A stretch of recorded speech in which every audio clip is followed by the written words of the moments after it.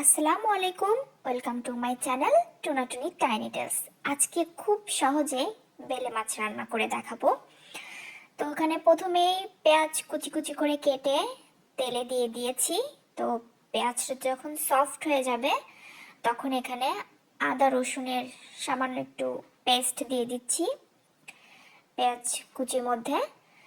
তো এটা ভাজতে হবে, সুন্দর করে ভুনা করতে হবে। তো এটার যখন কাঁচা মশলার গন্ধটা চলে যাবে তখন এটার মধ্যে অন্যান্য মশলাগুলো অ্যাড করতে হবে, মানে গুঁড়া মশলাগুলো। তো এখানে হালকা একটু হলুদের গুঁড়া, তারপরে এখানে একটু ধনিয়া গুঁড়া আর একটু মরিচের গুঁড়া দিয়ে দিতে হবে। আর কোনো মশলা সেরকম লাগবে না। এই আর একটু সামান্য একটু লবণ দিয়ে দিতে হবে স্বাদ মতো।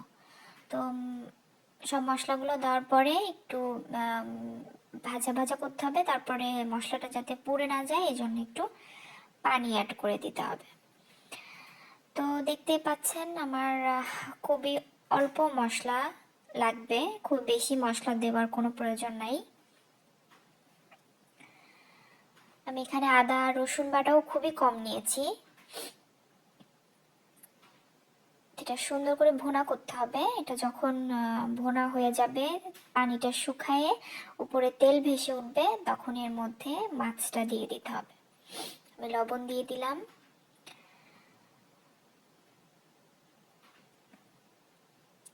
এটা হচ্ছে পানি শুকানো পর্যন্ত ওয়েট করতে হবে।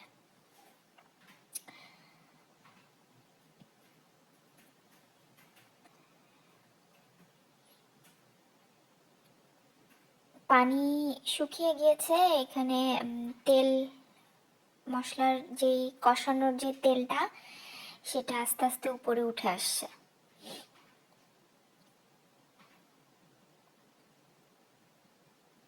আমি আগে থেকেই মাছটা ধুয়ে রেখে দিয়েছিলাম। যে বেলে মাছটা সুন্দর করে ধুয়ে রেখে দিয়েছিলাম, এটা এখন মশলার মধ্যে দিয়ে দিচ্ছি।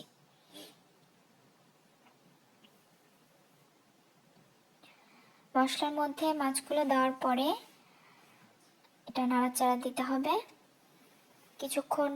মাছটার সঙ্গে মশলাটা আবারও ভোনা ভোনা করতে হবে, একটু ভেজে নিতে হবে আর কি। তাহলে মাছের মধ্যে মশলাটা ঢুকবে।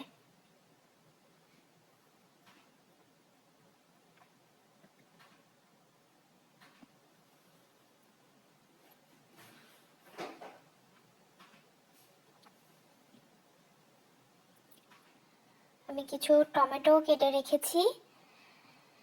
তো টমেটোগুলো আমি একে একে এর মধ্যে দিয়ে দিব। পানি দেওয়ার আগেই টমেটোগুলোও দিয়ে দিব, দিয়ে আবার একটু নাড়াচাড়া দিয়ে নিব।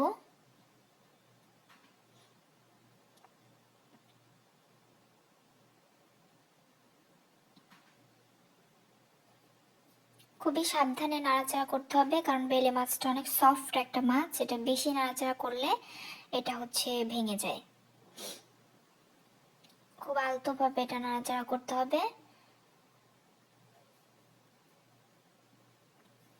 মশলার সঙ্গে টমেটো এবং মাছগুলো ভালোভাবে নাড়াচাড়া করে মিশিয়ে দিতে হবে। তারপরে সামান্য একটু পানি দিতে হবে। আমি 1-1.5 কাপ মতো পানি দিয়েছিলাম।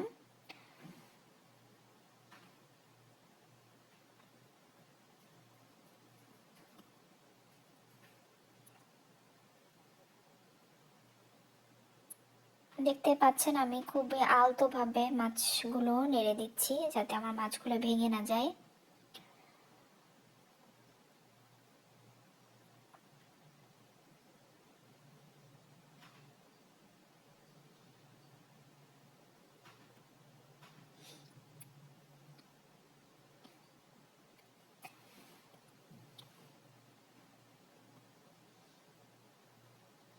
তো আমার রান্নাটা অলরেডি হয়ে গিয়েছে। তো আমি এর উপরে একটু ধনিয়া পাতা ছিটিয়ে দিচ্ছি। ধনিয়া পাতা দেওয়ার পর বেশিক্ষণ আমার রাখতে হবে না চুলাতে।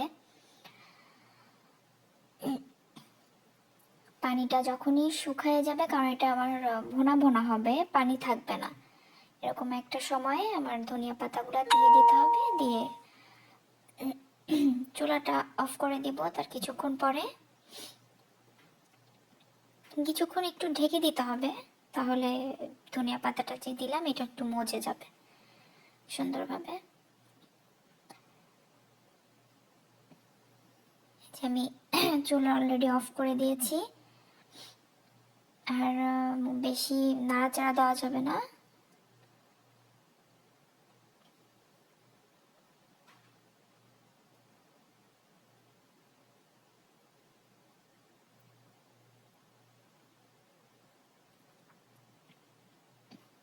এখন কিন্তু আমার চুলা একদমই অফ আছে।